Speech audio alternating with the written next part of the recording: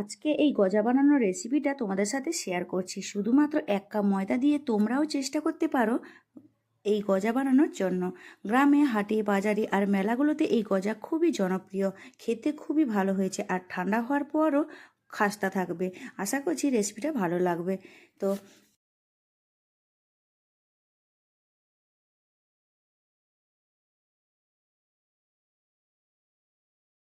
গজা বানানোর জন্য নিয়ে নিচ্ছি ময়দা।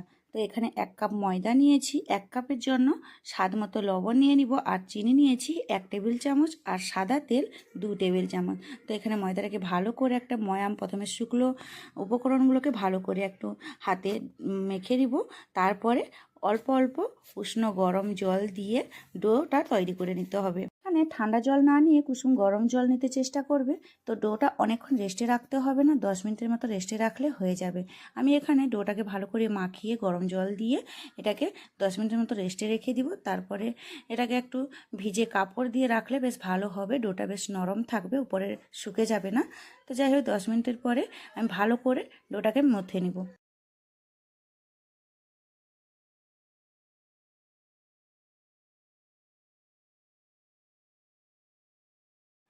এই 10 মিনিটে ডোটা বেশ অনেকটা সফট হয়ে গেছে।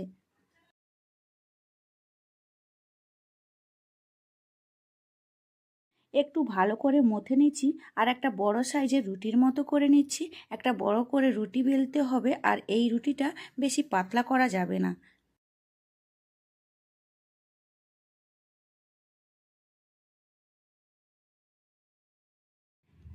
এইভাবে মোটা করে একটু বেলে নিতে হবে, তারপরে এভাবে কেটে নিতে হবে।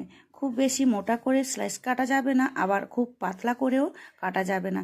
যখন মাঝখানে এইভাবে কেটে নিতে হবে। সবগুলো গজা কাটা হয়ে গেছে। এবার গরম তেলে ভেজে নিতে হবে। মিডিয়াম আঁচে ভাজবো। হাই আঁচে ভাজলে কি হবে, গজাগুলো ভেতরে কাঁচা থেকে যাবে আর উপরে পুড়ে যেতে পারে। এদিকে গজা থেকে বেশ সুন্দর একটা কালার চলে এসছে। এবার এগুলোকে তুলে নিলাম তেল থেকে। এদিকে গজাগুলো ঠান্ডা হতে থাক, আর বাদবাকি যতগুলো আছে সবগুলো একসঙ্গে ভেজে নিচ্ছি। তো গজাগুলো প্রায় ঠান্ডা হয়ে এসছে। এবার দেখো আমি একটা গজা ভেঙে দেখাচ্ছি। তো ভেঙে দেখালে বুঝতে পারছো কতটা ক্রিপসি হয়েছে। এদিকে চিনির শিরাটা বানিয়ে নিই। এখানে দিলাম 250 মতো চিনি, 1 কাপ চিনি দিলাম। এবার জল দিব এর হাফের মতো। তো ভালো করে জল আর চিনিটাকে ফুটিয়ে নিতে হবে। চিনিটা যখন অনেকটা ঘন হবে তখন গজাগুলো দিয়ে দিতে হবে।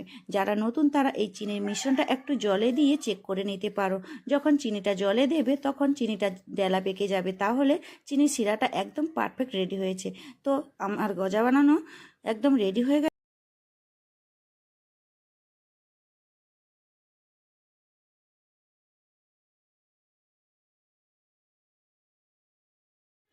তো আমার গজাগুলো তৈরি হয়ে গেছে, আর এটা ঠান্ডা হওয়ার পর খুব ক্রিস্পি হয়েছে। চাইলে এটা 15 দিন মতো সংরক্ষণ করে রাখা যেতে পারে। আশা করছি এই গজার রেসিপিটা তোমাদের অনেক ভালো লেগেছে। আজ তবে এই পর্যন্ত। সবাই খুব ভালো থাকবে, সুস্থ থাকবে, সাবধানে থাকবে। দেখা হচ্ছে খুব শিগগিরই নতুন একটি রেসিপি বা ব্লগে।